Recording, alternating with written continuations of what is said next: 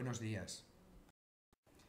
Mi nombre es Sergio Minué, soy especialista en medicina familiar y comunitaria y profesor del área de ética y políticas de la Escuela Andaluza de Salud Pública en Granada, en España.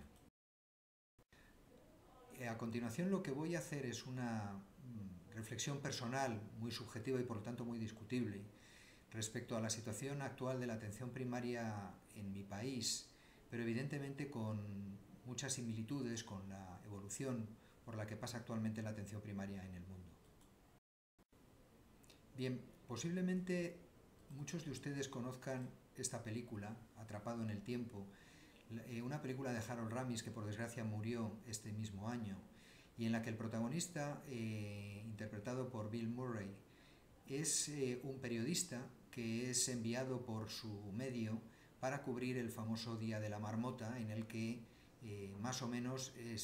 se establece cuál va a ser la duración del invierno. Y en ese sentido, la atención primaria tiene muchas similitudes con el protagonista de esta película,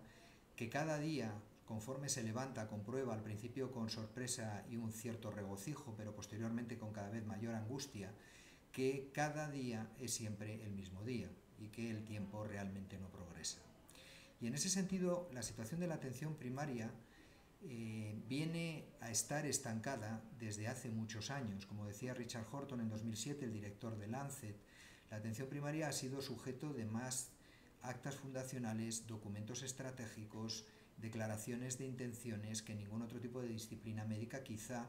exceptuando su prima, la salud pública. Y sin embargo, la situación de la medicina de familia en el mundo dista de mejorar, sino que prácticamente está estancada.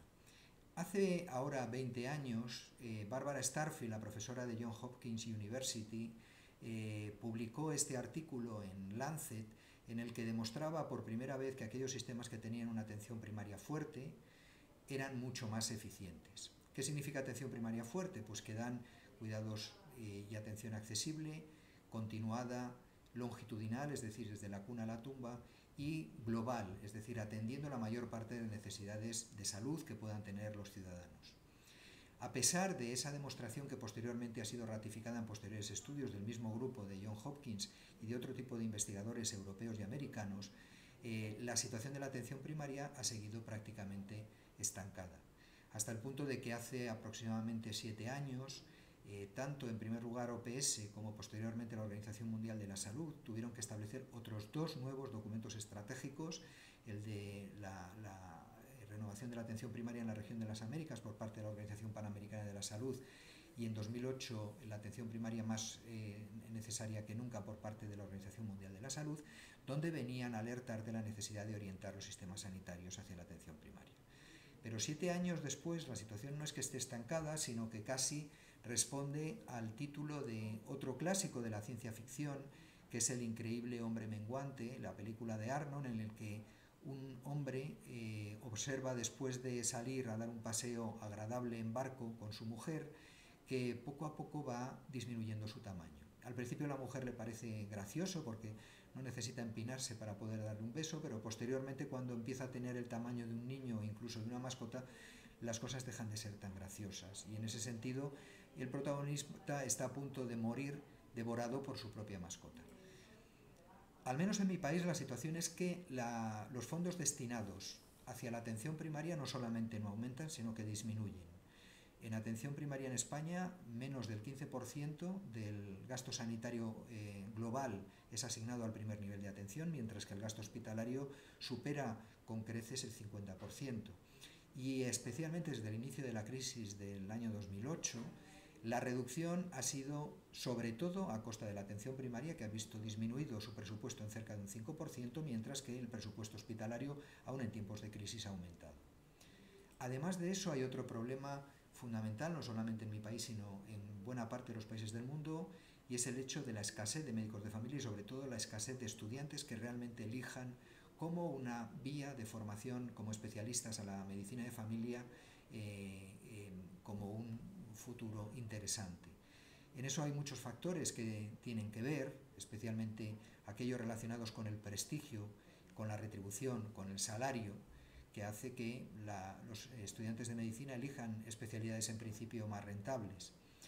Y además de la falta de interés por ser médico de familia, existe el problema de que incluso desde el punto de vista de otro tipo de elementos, como puede ser la formación o la investigación, la situación cada vez es peor. Estos son datos de mi país, de España. El Fondo de Investigaciones Sanitarias, OFIS, es la agencia encargada de financiar productos de investigación. En la convocatoria del año anterior, solamente un 3% procedían o estaban destinados a investigar sobre cuestiones de la atención primaria. En definitiva, el futuro, de no remediarlo, se asemejará no atrapado en el tiempo, no al increíble hombre menguante, sino más bien a otra película, en este caso española, de Isabel Coixet, que se llamaba Mi vida sin mí, una película muy triste pero al mismo tiempo muy hermosa, en la que una joven madre, ante el diagnóstico de un carcinoma irresecable, decide dedicar sus últimos meses de vida a imaginar cómo podría ser la vida sin ella, y en ese sentido graba cintas magnetofónicas para que sus hijas la vayan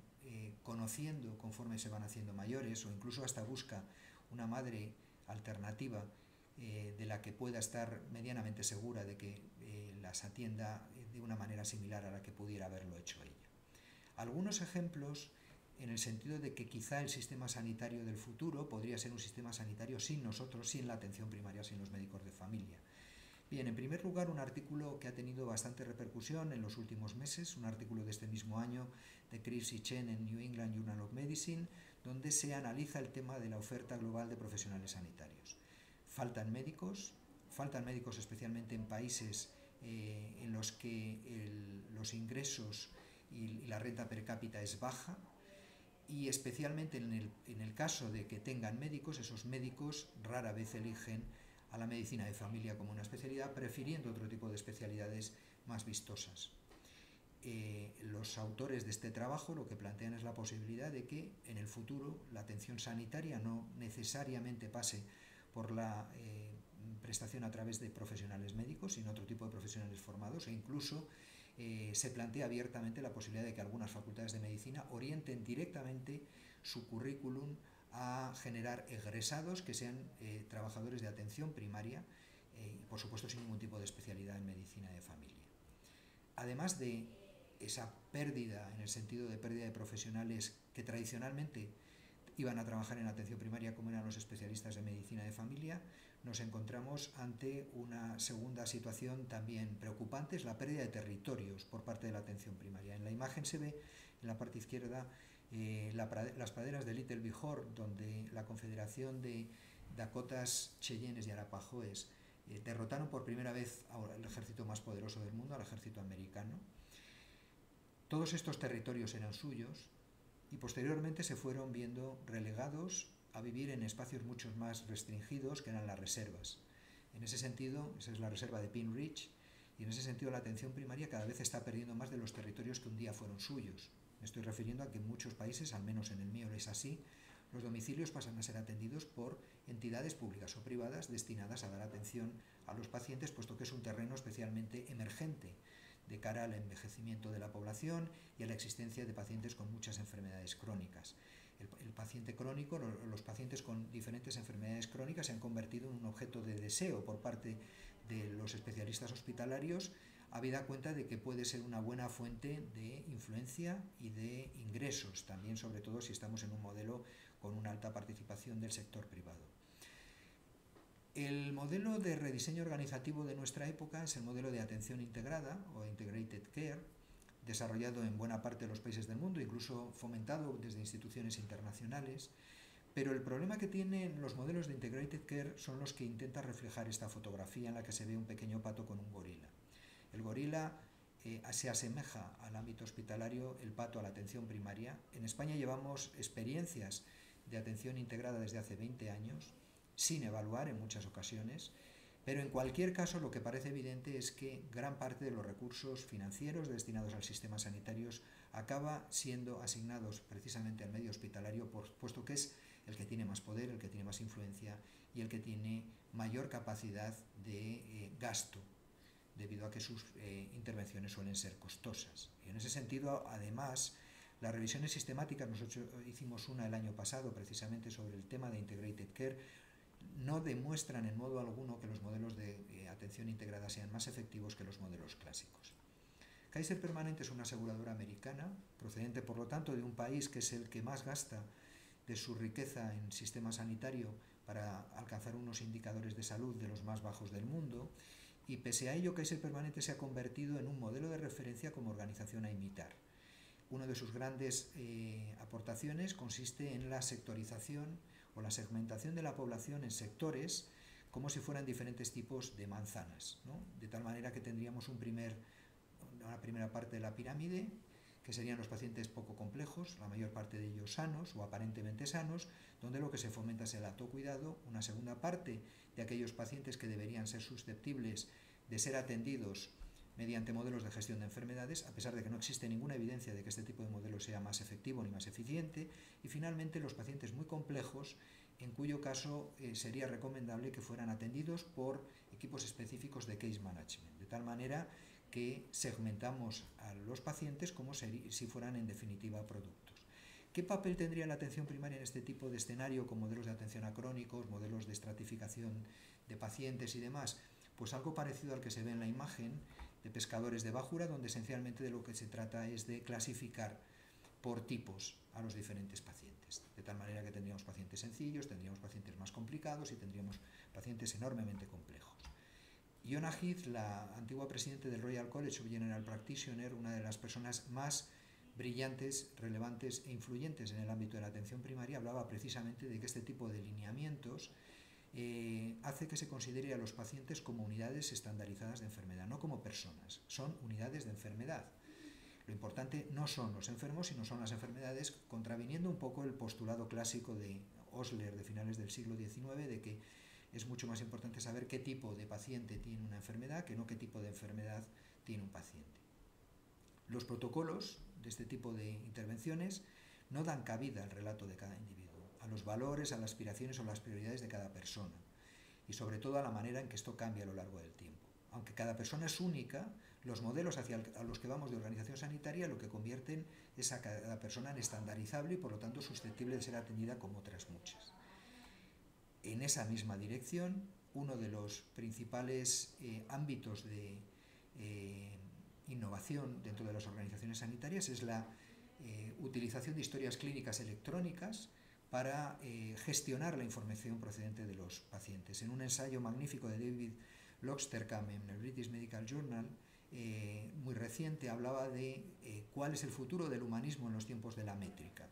Y él considera que en cierta manera el sistema sanitario ha creado un monstruo como Frankenstein, pero que al final ese monstruo tiene la tendencia a acabar haciéndose el dueño del propio creador. Y en ese sentido, buena parte de las historias clínicas electrónicas se convierten en una especie de entidad insaciable de información que debe ser cumplimentada por los profesionales sanitarios, sean médicos o enfermeras, donde las preocupaciones, y hay muchos artículos en este sentido publicados en revistas internacionales en el último año, donde las preocupaciones y los intereses del paciente quedan totalmente soslayados. En el fondo nos encontramos ante el dilema entre dos modelos de organización de la atención sanitaria totalmente diferentes. Un modelo en el que se consideraba que la protección a la salud era un derecho, donde los sistemas sanitarios se basaban en la solidaridad entre generaciones y entre individuos y clases sociales, cuyo paradigma sería el modelo sanitario británico, el NHS, y otro modelo basado en el consumerismo, donde de lo que se trata es de que haya una mínima atención para los pobres y una buena atención de máxima calidad para los ricos, donde además a estos se les estimula el consumo de todo tipo de productos científicos con la esperanza de tener una eterna juventud y de vivir ilimitadamente. Desde el punto de vista de lo que son profesiones, el futuro también se parece cada vez más al Brave New World de Aldous Huxley, donde las profesiones sanitarias, y especialmente en el caso de los médicos, se articulan en diferentes clases, de tal manera que tendríamos la clase alfa, que serían los grandes especialistas enormemente prestigiados dentro de la sociedad, las personas que hacen trasplantes, que hacen cirugía muy compleja, al que seguirían especialistas muy especializados en técnicas muy concretas, el aritmólogo, para seguir con especialidades clásicas como dermatología, cardiología, al que le sucederían los generalistas hospitalarios, médicos internistas o pediatras, y finalmente la última clase de la evolución, que serían los épsilon, es decir, los médicos de familia. Quizá porque nuestro modelo de prestación se asemeja mucho más al del artesano, y el artesano, por desgracia, está en decadencia en el mundo. De la misma manera que se sustituyó la artesanía por la revolución industrial, estamos sustituyendo la manera artesanal, en el buen sentido de la palabra, de practicar la medicina por una manera industrializada de atender a los pacientes. Minority Report es la última película a la que me voy a referir. Es una película de Steven Spielberg en el que el protagonista, interpretado por Tom Cruise, forma parte de una brigada destinada a prevenir asesinatos. Antes de que estos ocurran, simplemente con una serie de signos que identifican. En ese sentido, y estableciendo también un paralelismo que a lo mejor es extremado, podríamos buscar de qué manera podríamos evitar este asesinato o desaparición simplemente de la atención primaria en los sistemas sanitarios. En primer lugar, yo creo que sería esencial